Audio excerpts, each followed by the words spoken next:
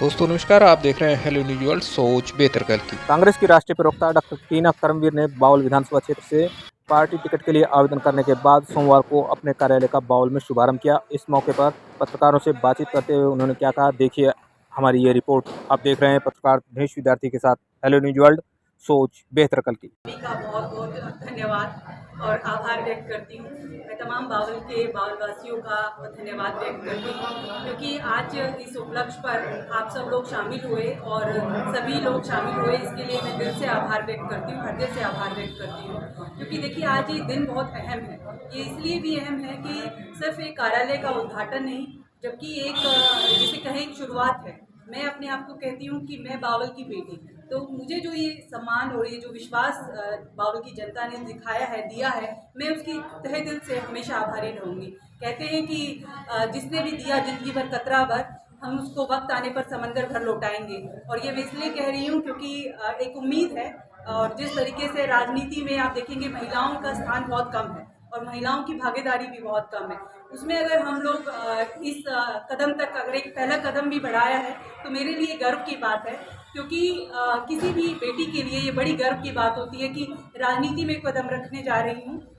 और आपको मैं बता दूं कि इससे पहले, क्योंकि हम पार्टी के लगातार टीवी डिबेट के माध्यम से अपना पक्ष रखती आ रही हूँ और लगातार जिस तरीके से विश्वविद्यालय में मैं पढ़ाती भी हूँ, तो मुझे इस बात का गर्व है कि मैं एक अपने क्षेत्र से, क्योंकि ये बावल मेरी जन्मभूमि है और कर्म भूमि हालांकि मेरी दिल्ली रही है, लेकिन जिस जन्मभूमि, जो आपकी जन्मभूमि होती है, वहाँ से जब आप शुरुआत करते हैं तो लोगों का भरोसा होता है, आप पर यकीन होता है, उसको आप किस तरीके से खरे उतरते हैं ये आगे देखने का विषय है। लेकिन आपके चैनल के माध्यम से ये बताना चाहती हूँ कि मेरे पिता का नाम करमवीर है और उनके नाम से भी मुझे उम्मीद मिलती है और मेरी माता का नाम आशा है।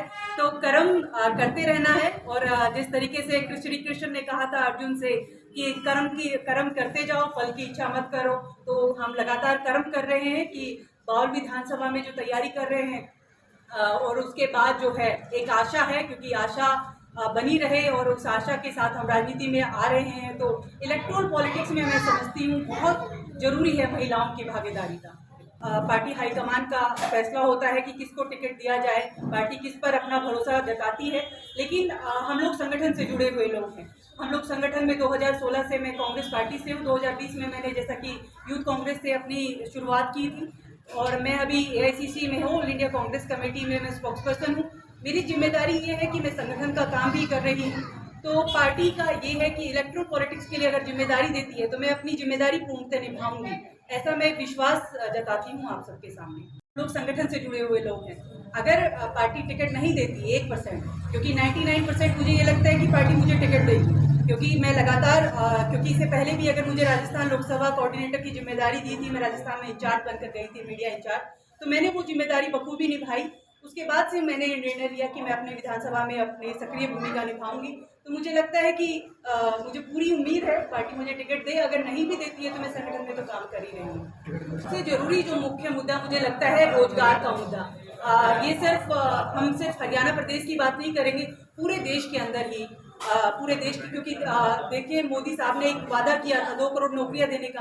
कायदे से तो 20 करोड़ नौकरियां 10 सालों में मिल जानी चाहिए थी, लेकिन नौकरियां नहीं मिली। और लेकिन अगर मैं अपने क्षेत्र की बात करूं तो हमारे यहाँ पे भी नौकरियां कहाँ हैं? आप बताइए, कच्ची भर्तियां करने के नाम पर जो कि ये सरकार कर रही है भारतीय जनता पार्टी, तो ये बर्दाश्त के बाहर है, क्योंकि युवाओं को अपनी नौकरी के तलाश में दर दर भटक रहे हैं, दूसरे प्रदेशों में जा रहे हैं। मुझे लगता है कि जिस क्षेत्र में आपका जन्म हुआ है आपको नौकरी भी उसी क्षेत्र में मिलनी चाहिए। और मेरा प्रयास यही रहेगा कि, क्योंकि हम ये बार बार अपने टीवी डिबेट के माध्यम से भी ये मुद्दा बहुत 10 सालों से लगातार यही उठा रहे कि आप अपने प्रदेश में नौकरियां क्यों नहीं दे रहे, क्यों डिग्रियां लेकर युवा जो है आपके प्रदेश से दूर जा रहे हैं। जबकि आपको मैं बताना चाहती हूँ कि सिर्फ प्रदेश के बाहर ही नहीं, विदेशों में भी जा रहे हैं। इसराइल जैसी जगह में जो वॉर की स्थिति है, जहाँ पर रशिया में जहाँ वॉर चला हुआ, वहाँ पर ये लोग दूसरे हमारे हरियाणा से लोग जा रहे हैं। तो ये बड़ी विडम्बना है। और मुझे लगता है कि सबसे जरूरी जो मुद्दा बेरोजगारी का ही मुझे लगता है।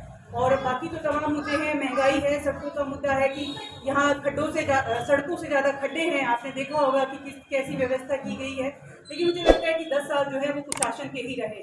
10 साल कोई ऐसा कार्य नहीं किया विकास के नाम पर। अब तो लोग कहते हैं घर में अपने बच्चे का नाम विकास नहीं रखते, क्योंकि डरते हैं विकास के नाम से।